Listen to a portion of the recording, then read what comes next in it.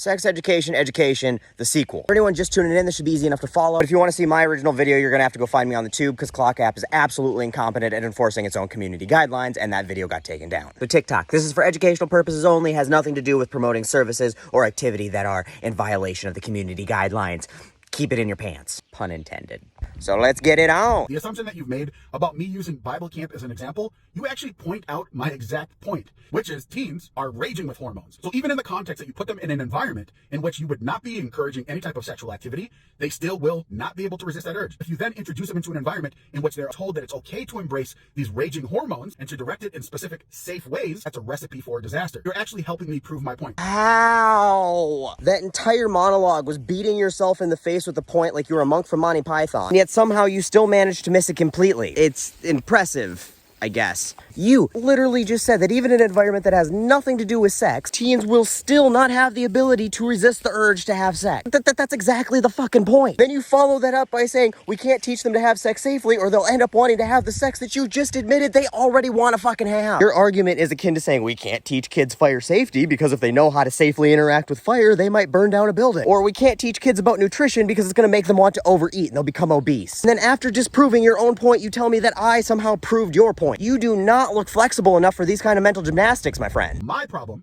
is that the sexual education that I went through is not the sexual education that happens today. You do realize that it being different than the education you got 25 years ago is not a bad thing, right? Planned Parenthood advocates for something that's called comprehensive sexual education. It actually encourages them to feel good about their sexuality. That's the problem. No, it's fucking not. Sex is a normal, natural, healthy, necessary part of human existence. You know what's not fucking healthy? You shaming people into thinking that it's not. Teaching teens that what they're feeling, what they're going through, what these urges are natural, they're normal, they are perfectly fine, and that it's something that they should be comfortable with. It makes them healthier, better people. It makes their mental health better. It makes their relationships healthier. It reduces the stigma and breaks down barriers so teens and young adults can talk to their parents and their partners about things that they're going through and ask them questions that they need to ask. They absolutely should feel good about their sexuality, and you should feel bad about trying to tell them that they shouldn't. The study that came out from the CDC shows that teens are having less sex today. That is completely contradicted by the fact that STIs are at all-time highs. One of them has to be false. No, it doesn't. But,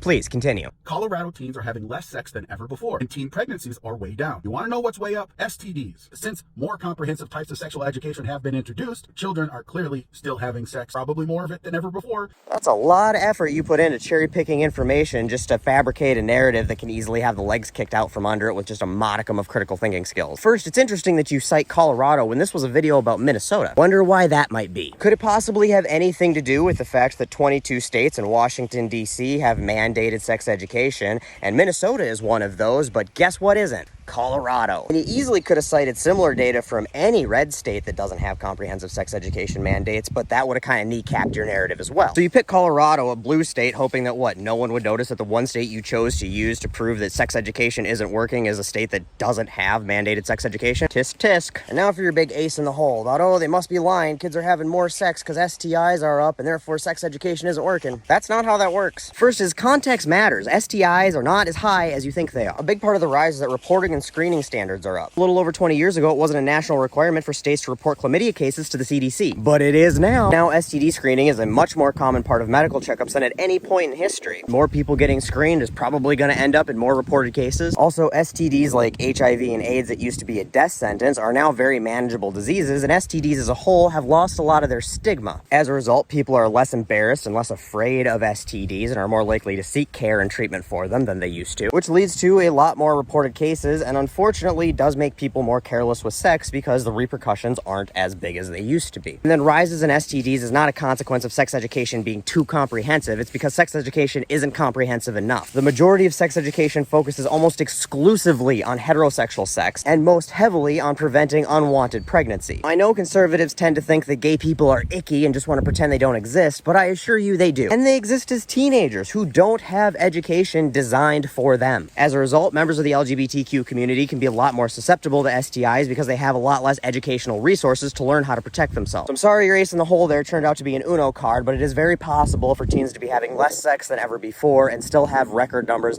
of STI reporting. Not a contradiction. High schools and middle schools and elementary schools, there's been an entire library of books that give children the means, knowledge, and even tools to attain sexual gratification. Oh my God, here with the books. First off, you know this thing that you got in your hand right now? It can be used by kids to access literally anything. You're getting bent out of shape about them reading books when they could be watching a donkey show in the bathroom. You know, the type of stuff that rarely represents healthy sexual activity and gratification. Learning about consent and how to have a healthy sex life, of which gratification is part of, it's more important today than it's ever been. So it's good that they have the resources. You can unclutch the pearls, because when they don't, they're getting the idea of what sexual gratification should look like from the internet, and that's not good for anybody. Those pieces of data give a much stronger correlation about how sexual education will only increase the desire for children to have sex. No, it doesn't. The purpose of this camp is to teach these children to become peer sex education educators themselves. I understand that kids are going to have sex, but that is not something that our society should embrace and encourage. This whole comprehensive sexual education is actually about empowering children to identify themselves as sexual beings.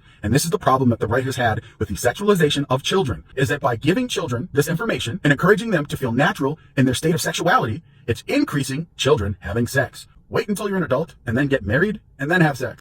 Fucking listen to yourself. Encouraging teens to feel natural in their state of sexuality? It is fucking natural. Jesus fuck. And you know who kids are comfortable talking about sex with? Their fucking peers. How is it that you can hear somebody say, hey, I think it'd be a good idea to teach teens how to talk to their friends about having safe sex, and you were like, what's next? Child prostitutes? How are you this dedicated to a flawed ideology that you think that kids teaching their friends about safe sex is a bad thing? And save it with the right's concerned about sexualizing children bullshit. You got Mike Moon over here arguing that 12-year-olds should be allowed to marry. You got the Louisiana Family Forum arguing to keep child marriage legal so teen moms aren't forced to give birth out of wedlock. You got Matt Gaetz paying to rape teenagers while he's actively voting to keep revenge porn legal and voting against anything that would fight trafficking. Dozens of conservative state legislatures across the country have voted in support of child marriage in some form or another. 17,000 child marriages happen every year almost exclusively